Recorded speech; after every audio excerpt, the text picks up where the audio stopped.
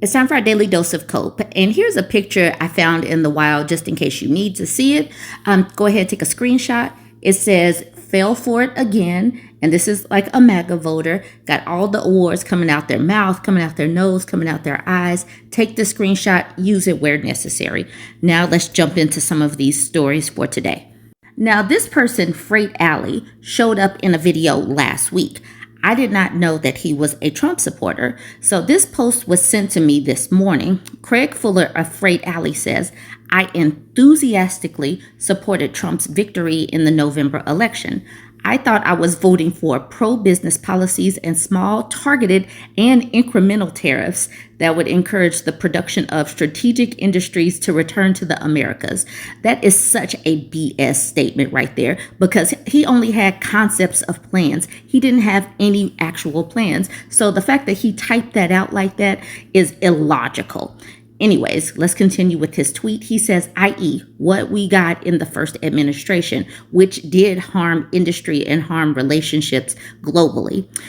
He continues with, "I did not vote for a neutron bomb to wipe out supply chains and small businesses 100 days in." Well, that is what we got, because we have now a trade war in Trump's tariffs, and it is destroying the shipping industry, is destroying small businesses, is going to destroy retail, is going to destroy so many things. But yay, you thought that you were getting what? Targeted and incremental tariffs. Well, you played yourself, Craig.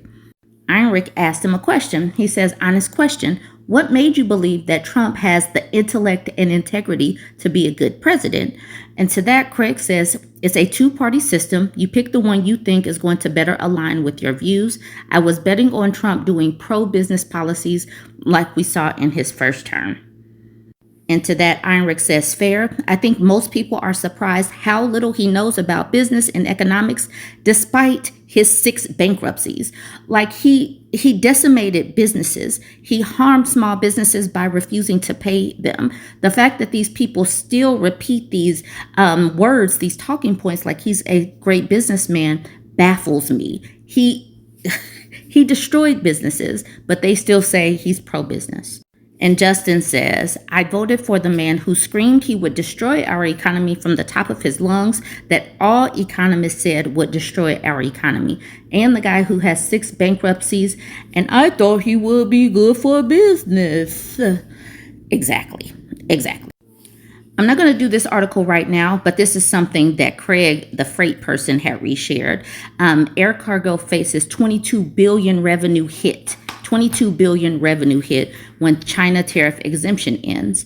U.S. rule change for low-value imports also threatens thousands of small online sellers, e-commerce expert says. So this is really about to start hitting people. It hasn't hit.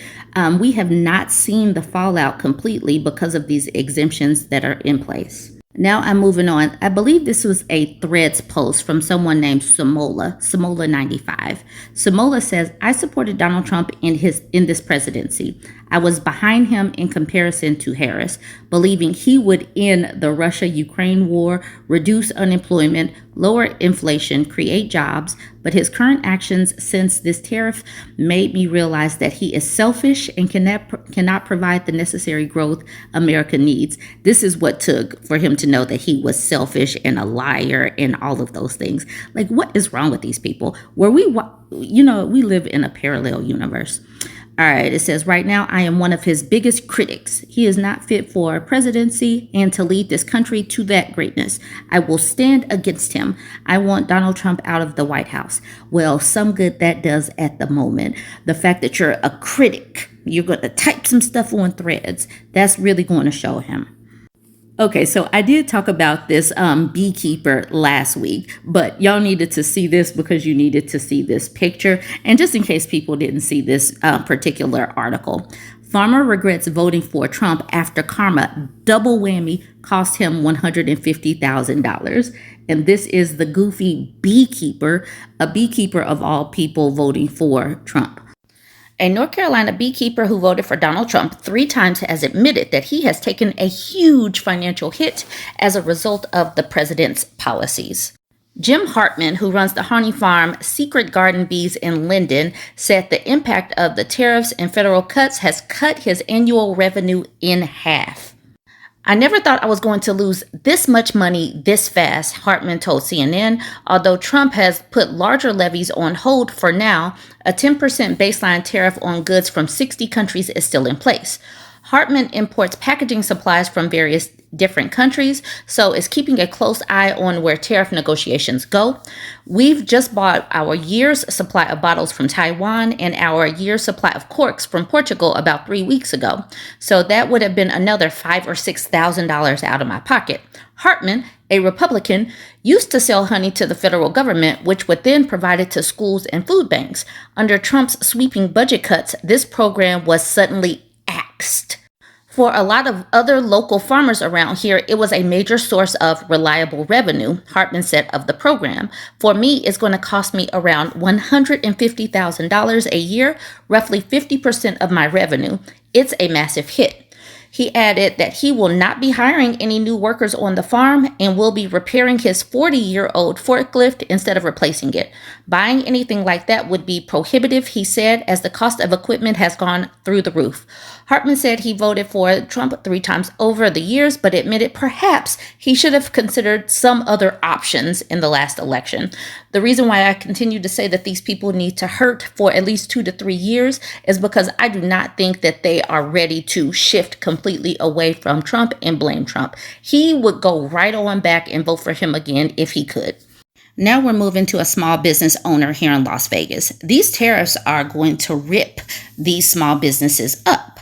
So this one says, Las Vegas small business owner writes to president, "We are fighting just to stay afloat." So is this a Dear Don letter? All right, let's jump into this Dear Don letter. So this article was actually posted on April the 11th. So the tariffs are higher than 145% to China. It says a Las Vegas small business owner is writing Donald Trump in the White House daily about the impact of tariffs on China and small businesses like hers. As of Thursday, tariffs on goods from China rose to 145%.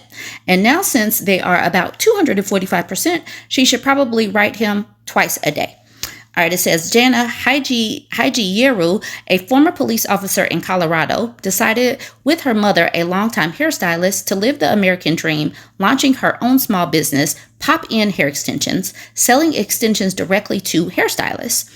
Like many small businesses, she relies on a manufacturer from China for her products. She cannot afford the shipping costs for another batch of products. All right, here's the Dear Don letter. The tariffs your administration has implemented have placed an overwhelming financial strain on our business. Like many small businesses, we now face the painful reality of raising our prices, something we never wanted to do. Pop In Hair Extension Bar was founded to help stylists grow and expand their own businesses, and we have always prioritized fair and accessible pricing. These tariffs are forcing us into a position where we may no longer be able to uphold that mission. And in all honesty, hair extensions are not something that is that important when things start tightening up and people need necessities. Hair extensions will be one of the first things to go. Every press conference and policy discussion rarely seems to address the struggles of small business owners like myself, women trying to provide for their families and build a future. We voted for you with the hope that you would champion small businesses, yet now we are fighting just to stay afloat. So they voted for him, even though he said that he was going to put tariffs on. I urge you to listen to small business owners who are being directly impacted by these policies. We need solutions that protect American entrepreneurs, not policies that make it harder for us to survive. I sincerely hope you will consider the unintended consequences these tariffs are having on businesses like mine, despite the fact that he said in his campaign that he was going to levy these tariffs. So why would he start considering y'all when he could have done that before he started campaigning on tariffs? It says Hajieru showed Fox 5 copies of receipts from a shipping company showing a surge in fees caused by tariffs. A $30,000 order generated an over $2,700 bill. You can see that down at the bottom. People should be happy that they got what they voted for, yet here they are complaining. Well, you fell for it again. Here's your face.